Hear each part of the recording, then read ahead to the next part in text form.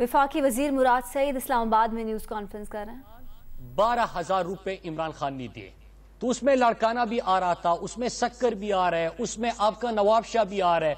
तो वहां पे दौरे करना, विजिट करना, लोगों के पास पहुंचना, उनसे उनके दुख दर्द का पूछना और उनको रिलीफ देना, उनको इमदाद देना, इस पे तो आपको खुश होना चाहिए था कि जो काम आप लोगों ने सदियों से नहीं किया, जो काम आप लोगों ने अरसे दराज से नहीं किया, अभी भी सिंध में आपकी हुकूमत, लेकिन लोगों के जख्मों पे मरहम आप नहीं रख रहे। तो अगर मुल्क का प्राइम मिनिस्टर वहां पे आया है तो आपको खुश होना चाहिए था। इस किस्म की सियासत आपको नहीं करनी चाहिए थी।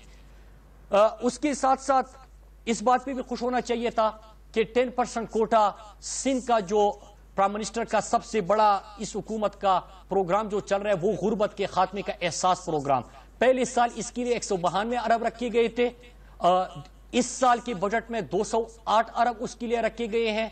और जो कोरोना की वबा फैली, लॉकडाउन हुआ, माली बहरान था, लोगों के रोजगार छीने गए, लोग बेरोजगार हो गए, तो उस वक्त इमरान खान ने 144 बिलियन का मजीद ये प्रोग्राम बढ़ाया ताकि 12,000 फी खानदान लोगों को दिया जा सके। उसमें लाखों खानदान सिंध के लोगों को ये इमदाद मिल चुकी है।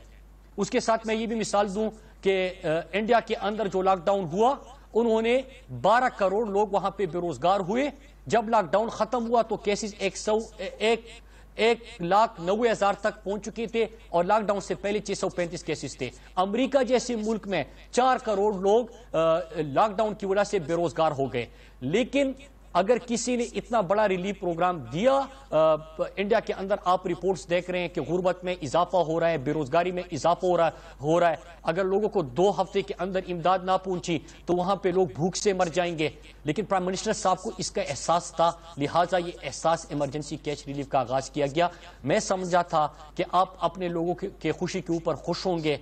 अगर लाड़काना के अंदर किसी को इमदाद मिल रही है, सक्कर के अंदर मिल रही है, बाकी इंटीरियर सिंध के इलाकों में मिल रही है, कराची में मिल रही है, तो आप इसको अप्रिशिएट भी करेंगे, खुश भी होंगे। लेकिन आपने ना खुद कुछ करना है और न दूसरे को करने देना है। और मैं इसकी मिसाल दूं, फिर मैं लोकस्ट, एनएफसी, हेल्थ और बाकी जो पॉइंट्स उठाए गए उसके ऊपर आता हूं।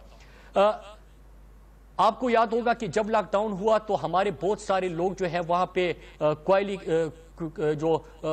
कोयले की कान थे, कोल माइंस थे, वहां पे मुख्तलिफ जगहों पे काम कर रहे थे, उन तक इमदाद नहीं पहुंची। टीवी के ऊपर मनाजिर नजर आ रहे थे, लोग भूख से बिलक उठे थे। उसी वक्त भी गवर्नर इमरान इस्माइल ने खुद और अपने दोस्तों के थ्रू उन तक इमदाद पहुंची। आप उस पर भी नाराज हो गए। इस वक्त बजट सेशन के अंदर मैं कराची के लोगों को कहता हूं कि अपने कराची के एमएनएस की स्पीचेस वो जरूर सुने, उनका मौकफ सुने कि वफाक की तरफ से उनको जो तरक्याती कामों के लिए, मतलब पानी वहां पे मसला है कराची के अंदर, पानी माफिया कराची के अंदर बन चुका है, लेकिन पानी का मसला आप हल नहीं कर रहे। वहां पे एमएनएस वफाक से कुछ लेके वहां पे जाता है तो आप उसके ऊपर स्टे ले लेते हो, तो आप खुद कुछ नहीं कर रहे। लेकिन अगर यहां से उनके इश्यूज हल होने की कोशिश हो रही है तो आप उस पर सियासत करते हो।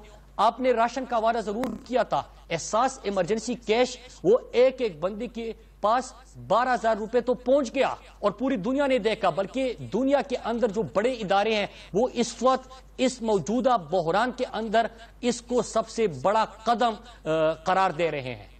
लेकिन उसके साथ साथ हमारे जो वहां पे रिप्रेजेंटेटिव्स थे, चाहे वो फैसल वाडा हो, अली जैदी हो, गवर्नर साहब हो जो कि वफाक के नुमाइंदे हैं वहां पे, बाकी एमएनएस हो, वो वहां पे खुद अपनी मदद आपके तहत लोगों की मदद के लिए पहुंचे थे।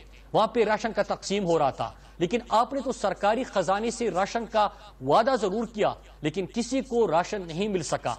लेकिन अगर आप राशन का पैसा भी हड़प करने की तरफ जा रहे हैं तो अगर आपका यह ख्याल है कि हम अपने लोगों की खिदमत के लिए इमरान खान को लोग पुकारेंगे, इमरान खान वहां पे नहीं जाएंगे, लोगों को जरूरत होगी, गुर्बत में इजाफा होता और वहां पे गुर्बत के खात्मे के लिए इमरान खान कोई प्रोग्राम नहीं लेके आएगा, तो ये आपकी सोच है। क्योंकि इमरान खान इन चीजों के ऊपर सियासत नहीं करता। इमरान खान एक काज लेके आए हैं और वो काज है पाकिस्तान से गुर्बत के खात्मे का, और इंशाअल्लाह हम इसमें कामयाब होंगे। और हमारे जो बड़े प्रोग्रामात हैं उससे वाज़ेह है موجودہ حکومت کی ترجیحات. تو اس پہ تو آپ کو سیاست کرنے کی بجائے آج 10% کوٹا جو بڑا ہے سندھ کے لوگوں کے لیے, کیونکہ غربت وہاں پہ زیادہ تھی, غربت بڑھتی گئی, آپ کی حکومت تھی, آپ نے اقدامات نہیں کیے. اور اگر یہ شہر بڑا ہے, کوٹا بڑا ہے, اپریشیٹ کیجئے. لاڑکانہ کے اندر اگر آپ اپنے حلقے میں وہاں پہ لوگوں کی خدمت کے لیے نہیں پہنچتے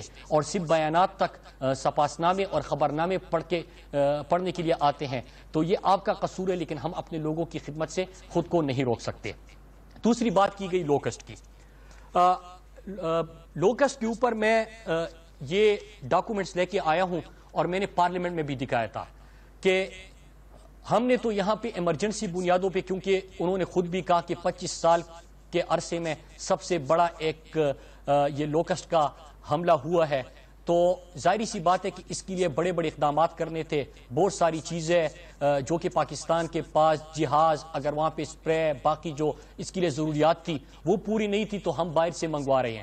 لیکن سندھ کے اندر جہاں پہ لوکسٹ کا حملہ ہوا اور وہاں پہ چاہیے یہ تھا کہ کوئی سپرے ہوتا, وہاں پہ پہنچتے, ایگریکلچر ڈپارٹمنٹ پہنچتا, کوئی اقدامات ہوتے. یہ ڈاکومنٹس میں اس لیے لے کے آیا ہوں کہ انہوں نے وہاں پہ گاڑیاں ہڑپ کرنے کا اور ہتھیانے کا پروگرام بنا لیا اور کہا گیا کہ لوکسٹ کا مقابلہ کرنے کے لیے مزید بڑی بڑی گاڑیاں خریدی جائے گی.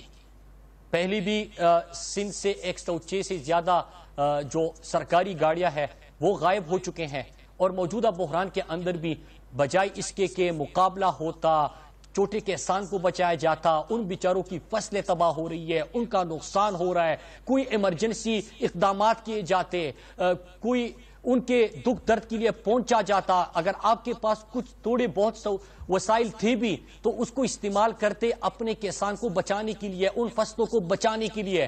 لیکن ان کی بجائے آپ بڑی بڑی گاڑیوں کی منظوری دیتے کہ مزید گاڑیاں لے لیں تاکہ اس کو بھی ہتھیایا جائے.